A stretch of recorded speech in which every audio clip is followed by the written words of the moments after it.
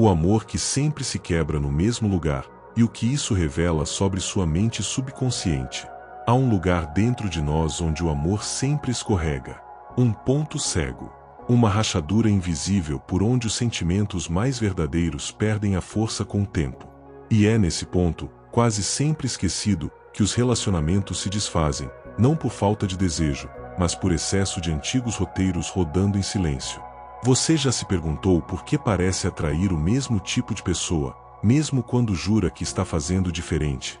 Já percebeu como, por mais que mude o cenário, o final parece sempre parecido, como se o amor que começa cheio de esperança sempre terminasse esgotado no mesmo lugar? Isso não é azar, não é destino, e não é porque você não é bom o suficiente. É programação. Bruce Lipton, um dos pioneiros da biologia celular moderna, nos alerta que até os 7 anos de idade absorvemos padrões como quem respira, sem filtro, sem escolha, sem consciência. Nesse período, o cérebro opera em ondas cerebrais mais lentas, quase hipnóticas, que gravam comportamentos e crenças como verdades absolutas. E essas verdades se transformam em filtros. Filtros que definem quanto afeto você sente que pode receber. Filtros que determinam quanto amor você acredita que é capaz de sustentar. Sem perceber, passamos a vida amando com os limites que a infância nos impôs. Enquanto isso, algo ainda mais profundo acontece. O seu coração, segundo as descobertas de Joe Dispenza, emite um campo eletromagnético 60 vezes mais potente que o do cérebro. Isso significa que não é apenas o que você pensa que molda sua realidade afetiva, mas aquilo que você sente, especialmente o que você sente sem saber que sente. Emoções não resolvidas, traumas não reconhecidos, carências não acolhidas. Tudo isso vibra, tudo isso comunica. E o universo, ou se preferir, a vida, responde. Imagine agora um ímã, mas não um ímã perfeito. Um ímã com rachaduras internas. Ele ainda atrai, mas não sustenta o que atrai. Assim é o coração de quem carrega crenças distorcidas sobre amor, valor e merecimento. Atrai o amor, sim, mas não o segura. Porque dentro de si, algo acredita que não é possível mantê-lo. Porque lá no fundo, existe um medo, um padrão, um código que diz: isso não é seguro. Isso não vai durar. Isso é demais para mim. É nesse ponto que começa a nossa conversa. Não para apontar culpados. Não para reforçar dor. Mas para iluminar. Porque o que você repete, você pode transformar. E talvez, só talvez, o amor que você tanto quer já esteja ao seu redor, apenas esperando que você crie um espaço onde ele possa, finalmente, permanecer. A ferida invisível, porque seu inconsciente tem medo do amor que você diz querer. Há um momento na vida em que o amor começa a parecer perigoso. E esse momento, na maioria das vezes, não é consciente.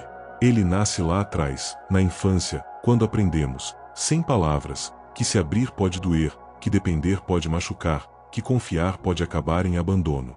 Desde então, criamos armaduras. Algumas emocionais, outras comportamentais. Mas todas com um objetivo silencioso: proteger.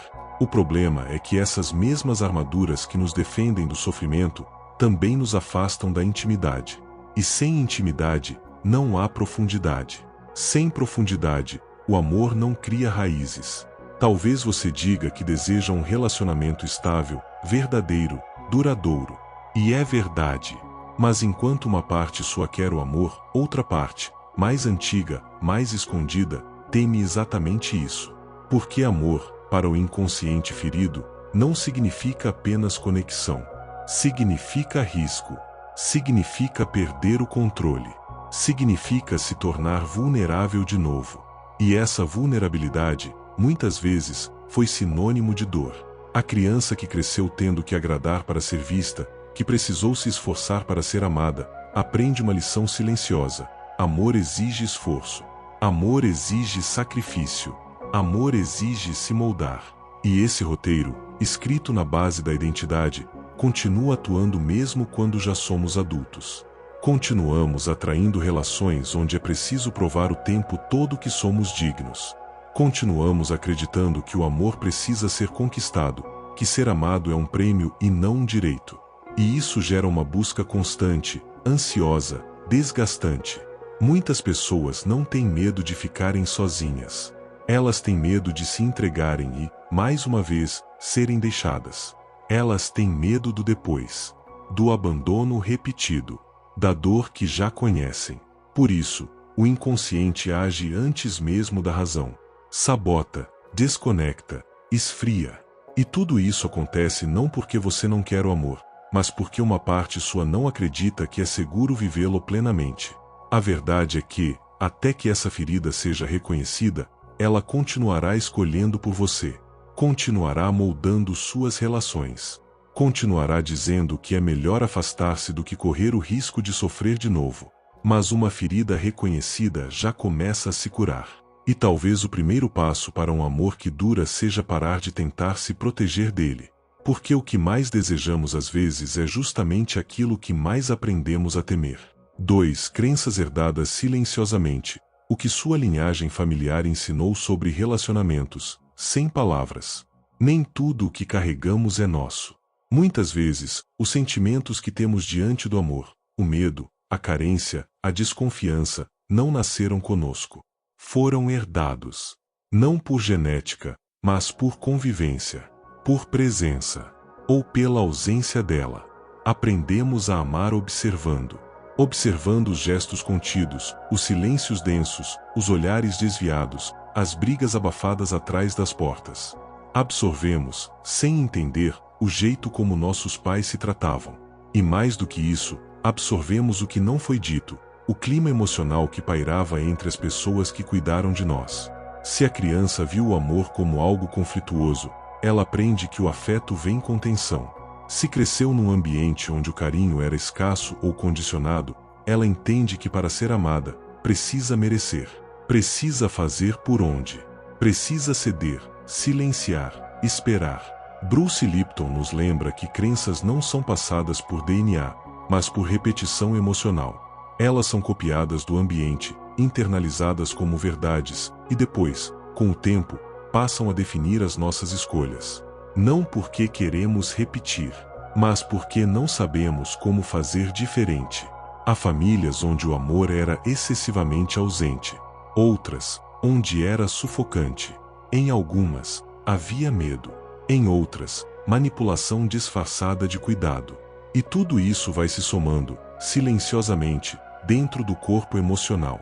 Criamos crenças como: amor machuca, relacionamento é prisão, homens não prestam, mulheres são interesseiras, relacionamento é guerra, amar é perder a si mesmo.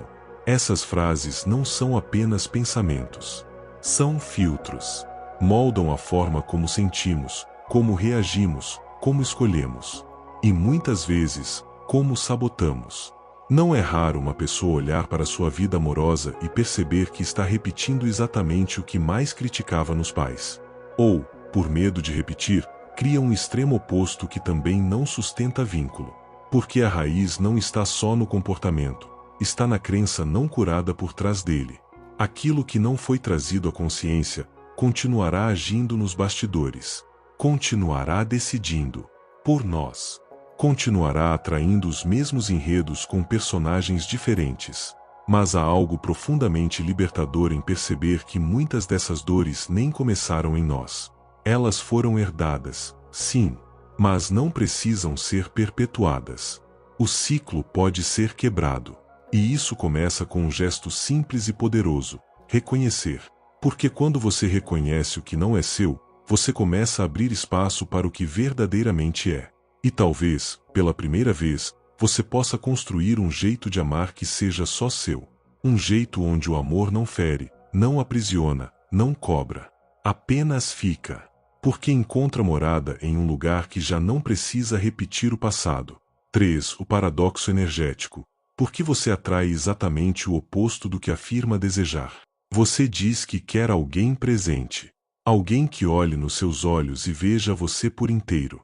Alguém que escolha ficar quando a vida apertar. Mas, sem perceber, atrai pessoas distantes, confusas, indisponíveis. Pessoas que dizem que querem, mas não sustentam. Que prometem, mas não permanecem. E isso machuca. Machuca porque você acredita que está pedindo certo, desejando certo, se abrindo da forma mais honesta possível. Mas há algo em você que vibra diferente daquilo que você verbaliza. E é aí que mora o paradoxo. Greg Braden afirma que o campo que criamos ao nosso redor é moldado não pelo pensamento isolado, mas pela emoção dominante. Isso significa que não é o que você diz que deseja que molda sua realidade, mas o que você sente, no fundo, como verdade. Se você deseja conexão, mas vibra desconfiança, é a desconfiança que será sentida. Se você quer entrega, mas carrega medo de abandono, é o medo que molda sua presença. E a vida responde a esse campo, não ao seu discurso, mas à sua frequência emocional. O que muitas pessoas não percebem é que vivem em contradição energética. Pedem o novo, mas vivem presos ao velho. Querem amor, mas vibram ressentimento. Querem leveza, mas carregam mágoas antigas que endureceram o coração. A mente até constrói a intenção certa, mas o corpo emocional não acompanha. Ele ainda pulsa na dor, na defesa, na espera pelo golpe. E essa vibração cria um campo que atrai exatamente aquilo que confirma as velhas crenças. Não porque você queira sofrer, mas porque o inconsciente sempre busca o que lhe é familiar, mesmo que isso signifique repetir o que machuca. Há uma frase silenciosa que ecoa em muitas histórias afetivas: eu só atraio o que eu não quero. Mas talvez a verdade seja outra: você atrai exatamente o que precisa ver. Atrai o oposto do que deseja para perceber onde ainda vibra diferente daquilo que afirma querer. E esse desconforto, por mais cruel que pareça, é também um convite. Um convite para alinhar o querer com o sentir. Para transformar o campo interno antes de tentar mudar o externo. Porque a coerência entre desejo e emoção não é um detalhe espiritual, é um ajuste vibracional profundo. Um realinhamento da alma com o corpo. Do querer consciente com o sentir inconsciente. E é só quando esse encontro acontece dentro de você que ele pode, de fato, se manifestar fora. Como uma presença real. Como um amor que não vai embora. Como aquilo que, finalmente, está em harmonia com o que você se tornou. 4. O espelho do último relacionamento. Cada pessoa que passa pela nossa vida deixa rastros. Mas algumas deixam reflexos. E são esses reflexos que mais doem, porque revelam o que ainda não havíamos enxergado em nós. O último relacionamento, por mais difícil que tenha sido, carrega pistas preciosas sobre as emoções não curadas que ainda operam dentro do seu campo afetivo. Não se trata de culpa. Trata-se de consciência. Porque o outro sempre ativa algo. E aquilo que o outro desperta em você, especialmente o que incomoda, fere ou decepciona, tem algo a dizer sobre suas programações emocionais. Às vezes, o que mais te atraiu no início foi o que mais te feriu no fim. A atenção que parecia zelo se tornou controle. A liberdade que parecia encanto virou descaso. O carinho que parecia cura revelou carência. E tudo isso é revelador. Porque aquilo que nos toca profundamente não é aleatório. É espelho. É repetição. É sinal. A dor que se acende na presença do outro é a dor que já existia em silêncio, à espera de ser notada. E o que parece azar pode, na verdade, ser uma chance de ver com clareza o padrão invisível que você tem carregado. Reflita sobre o que aquele relacionamento despertou em você. Não apenas o que o outro fez, mas o que em você reagiu. O que pareceu familiar, o que doeu mais do que deveria, o que ativou um sentimento antigo, como se estivesse vivendo uma história repetida em novos cenários. Essa repetição não é castigo, é insistência da vida em te mostrar o que ainda precisa de acolhimento, o que precisa ser ressignificado para que não precise mais ser revivido. Bruce Lipton afirma que a percepção cria a biologia. Isso significa que nossas experiências não são apenas emocionais, mas também fisiológicas. Quando revivemos a dor sem consciência, nosso corpo responde como se estivesse revivendo o trauma. Mas quando enxergamos com presença, a percepção muda. E com ela, tudo pode mudar. O padrão se desfaz quando você para de culpabilizar o outro e começa a se perguntar: o que isso diz sobre mim? Onde ainda há uma história antiga governando meus afetos? O que em mim está sendo chamado para evoluir? Você repete até que veja. E quando vê, algo já começa a se libertar. Porque a consciência não apaga o passado, mas transforma o modo como você se posiciona diante dele. E esse posicionamento é o que define o que você vai atrair a partir daqui. O amor que permanece não é fruto do acaso. Ele nasce quando o espelho não dói mais. Quando o reflexo já não mostra feridas abertas, mas presença curada. E então, você não precisa mais se proteger do amor, porque ele já encontrou um lar seguro dentro de você. 5. A metáfora do copo rachado. Quando sua frequência emocional não sustenta o que atrai. Você pode atrair algo bom. Pode encontrar alguém que te veja, que te escolha, que deseje ficar. Pode viver o início de uma conexão rara, intensa, promissora. Mas se dentro de você há rachaduras invisíveis, medos, culpas, crenças de não merecimento, essa experiência começa a escorrer, como água limpa derramada num copo trincado. Não importa o quanto ela seja pura, ela não permanece. Não por falta de valor, mas por falta de estrutura interna que a sustente. Amor não é só chegada, é permanência. E a permanência exige um corpo emocional inteiro, ou ao menos consciente das suas próprias fissuras. Quando você tenta viver um grande amor carregando ainda a vibração da dor antiga, o campo que deveria acolher começa a rejeitar. Não por maldade, mas por incompatibilidade vibracional. O amor bate a porta, mas encontra resistência. Não porque ele não tenha sido desejado, mas porque uma parte sua ainda acredita que ele é demais. Que ele é arriscado. Que ele é algo que você não pode manter. É nesse ponto que tantas histórias se desfazem. Não por falta de afinidade, mas por excesso de incoerência interna. A pessoa deseja o amor, mas sua frequência vibra medo. A pessoa diz querer alguém estável, mas seu sistema emocional ainda opera no modo sobrevivência. E tudo isso cria sabotagens sutis, uma irritação sem motivo, um distanciamento repentino, um excesso de expectativa que esmaga a leveza. O amor não resiste porque o campo não sustenta. Porque dentro ainda ecoa uma dúvida, uma dor, uma voz que sussurra: isso vai acabar, como sempre acaba. É hora de inverter a pergunta. Antes de buscar o amor certo, pergunte: qual parte minha ainda acredita que o amor não pode durar? Qual parte minha ainda carrega a crença de que o amor é luta, escassez, perigo? Essa pergunta é simples, mas profunda. Ela revela não só as histórias que você viveu, mas as histórias que você ainda está contando a si mesmo. E enquanto essas histórias não forem revistas, reescritas, curadas, você continuará tentando preencher um copo que não segura o que recebe. A cura começa quando você decide cuidar do copo. Quando entende que não basta desejar o amor, é preciso criar o espaço para ele habitar.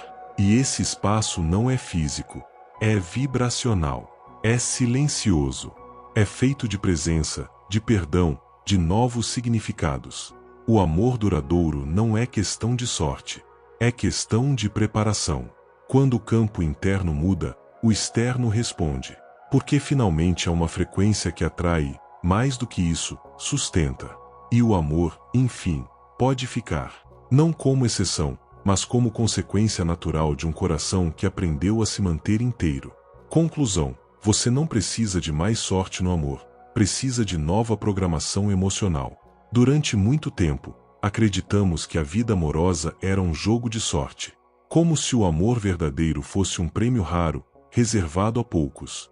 Mas a verdade, cada vez mais clara pelas descobertas da ciência e pelos caminhos da alma, é que o amor não é aleatório.